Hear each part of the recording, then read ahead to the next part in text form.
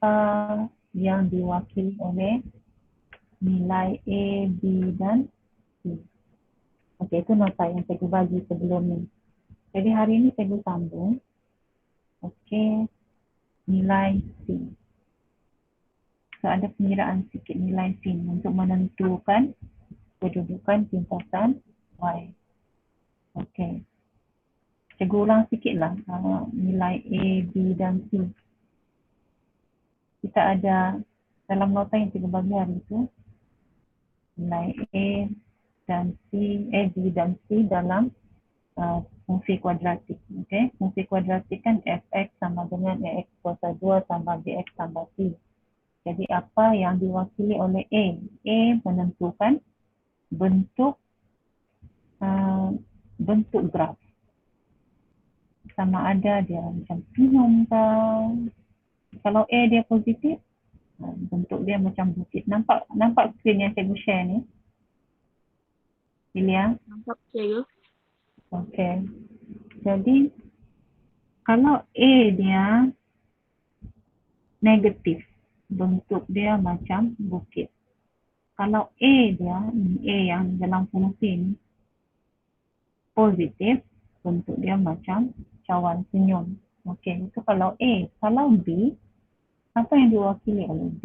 B menentukan kedudukan simetri graf tadi.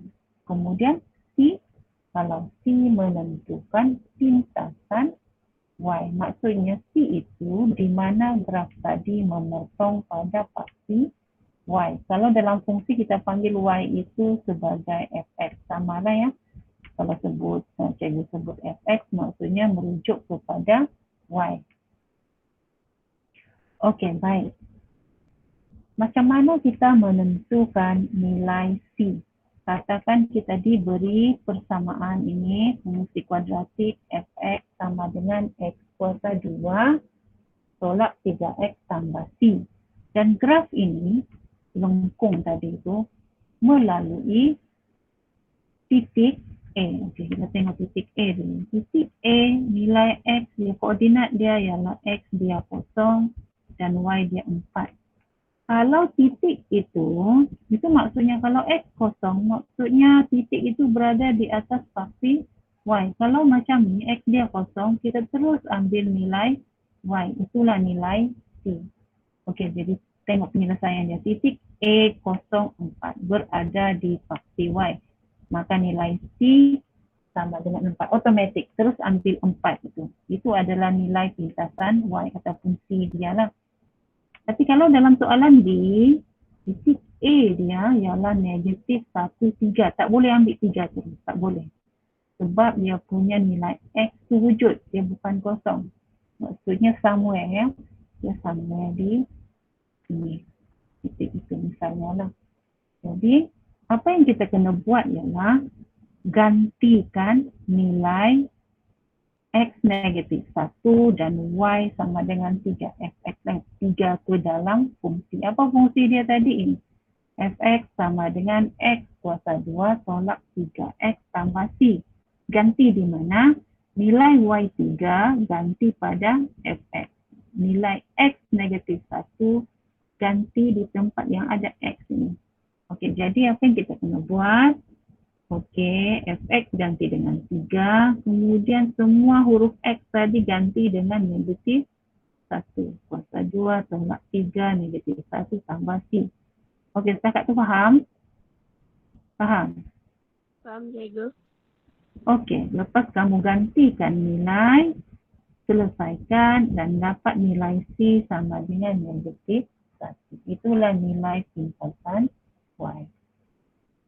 Jadi ada dua kes tadi. Yang pertama, kalau titik itu berada di atas paksi y, maksudnya x dia itu kosong, otomatik ambil nilai y dia. Itulah C. Kalau tidak, kamu kena gantikan macam dalam soalan B ini. Ganti masuk. Okey, boleh? Boleh. Okey, kita teruskan. Okey, dalam buku teks ada saya guna kamu buat soalan 1.1C di muka surat Okay, muka surat 14 ya. Muka surat 14. Ada soalan praktis sendiri di sana. Nak cikgu copy dulu. Kamu boleh rujuk dalam buku teks. Muka surat 14 soalan 1. A, B, C. Okey. Itu kamu tandakan dulu. Tandakan dulu untuk kamu buat sekejap lagi. So, cikgu mau sambung lagi sikit. Ada lagi yang cikgu mau ajar. Okey, ini ya soalan ni ya. Soalan 1 ni saja dulu. Okey, jadi cikgu akan proceed dengan menentukan punca bagi persamaan. Okey, kamu rujuk muka surat 18. Okey, sekarang pergi ke muka surat 18.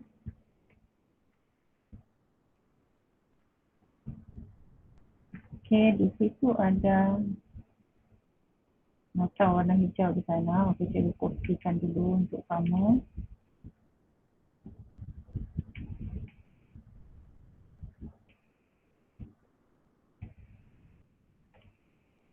Okey, yang ni ya, punca. Punca bagi suatu persamaan kuadratik AX kuasa 2 tambah BX tambah C sama dengan 0 ialah titik persilangan antara graf fungsi dengan faksi X. Okey, atau dikenali juga sebagai pelibatan X. Okey, jadi senang katanya ini. Punca tu ini. Okey, tinggal cikgu bulatkan ini. Punca itu kalau daripada graf, kamu rujuk pada tempat di mana graf tadi bersilang dengan faksi X. Di mana yang ada bertanda X itu, cari baca nilai dia di situ. Itulah punca bagi persamaan ataupun fungsi kuadratik. Okey, di bawahnya tu ada contoh kan? Ada contoh 5. Ada graf di sana. Okey, kamu tengok graf tu. Contoh 5 ya.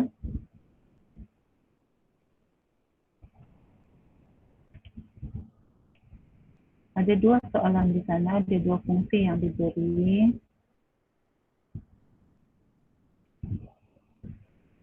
Okey. Jadi sekarang kita tengok A dulu. Kita tengok A. Baca dulu space dulu sekejap ya. Boleh nampak screen cikgu kan? Nampak apa yang cikgu buat di screen ni? Nampak. Nampak. Okey, tengok dalam buku teks kamu pun boleh. Muka surat 18 tu kamu boleh dengar penerangan cikgu.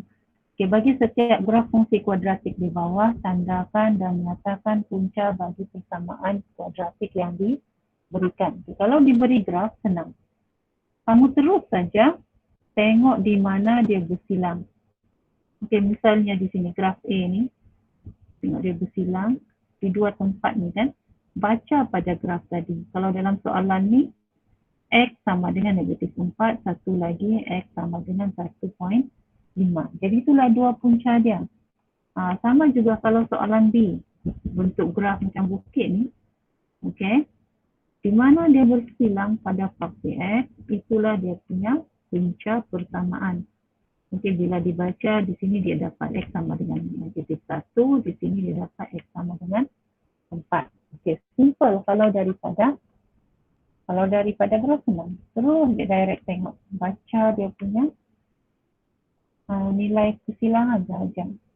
Tapi kalau katakan, kalau dia tak bagi nilai, kalau dia tidak bagi graf, dia bagi nilai saja. Jadi macam mana kita buat? Okey, yang tu kamu tengok di muka surat 19 di sebelah dia. Contoh 6. Okey, contoh 6. Okey, sekejap saya copy di screen sekejap. Kamu boleh baca di buku teks dulu.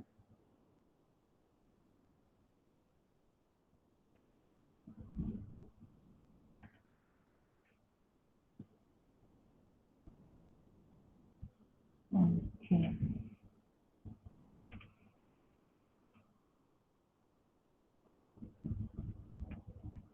Ya.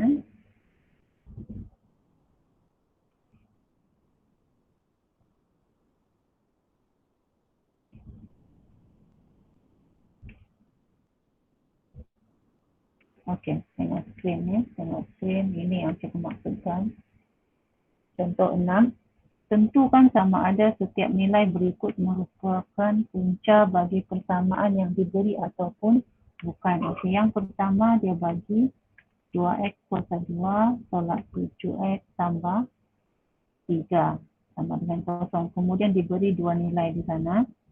X sama dengan 1 dan X sama dengan 3. Dia minta kamu tentukan sama ada dua nombor ini, dua nilai X ini, adakah punca ataupun bukan. Jadi cara dia ialah ambil persamaan yang diberi, 2X kuasa 2 tolak 7X tambah 3. Kemudian di sebelah kanan dia, copy paste balik persamaan tu, cuma sekarang X itu ganti dengan kurungan. Ya. Jadi kita mula dengan 1, masukkan 1 dulu. Masukkan satu. Okey. Jadi bila kita sudah masukkan, kita selesaikan, dapat nilai di hujung dia.